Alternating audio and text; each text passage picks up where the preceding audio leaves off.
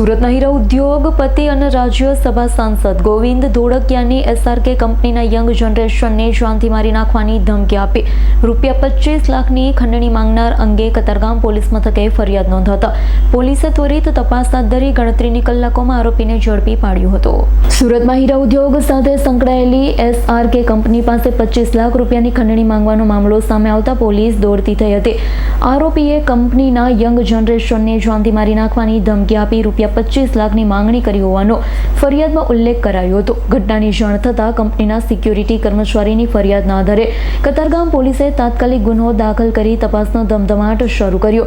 કતારગામ પોલીસે technical surveillance અને call લોકેશનના આધારે તપાસ હાથ ધરી ગણતરીની કલાકોમાં જ વિજય દેસાઈ નામના આરોપીને ઝડપી પાડ્યો। પોલીસ તપાસમાં સામે આવ્યું છે કે આરોપી અગાઉ SRK કંપનીમાં કર્મચારી તરીકે કામ કરી ચૂક્યો છે। શેર બજારમાં થયેલા અંદાજે 15 થી 20 લાખ રૂપિયાના દેવાને ચૂકવવા માટે શોર્ટકટ અપનાવી ખંડણીનું કાવતરું ઘડ્યું હોવાની કબૂલાત કરી તો આરોપીએ પોતાની ઓળખ છુપાવવા માટે ભિક્ષુકના નામે સિમ કાર્ડ મેળવ્યું। ખંડણી માટે આ સિમ કાર્ડ અને મોબાઈલનો ઉપયોગ કર્યા બાદ પુરાવાનો નાશ કરવા માટે મોબાઈલ અને સિમ કાર્ડ નદીમાં ફેંકી દીધા હોવાનો પણ ખુલાસો થયો છે। હાલ તો આ મામલે કતારગામ પોલીસે વધુ તપાસ હાથ ધરી છે। Bureau report S9 news Surat.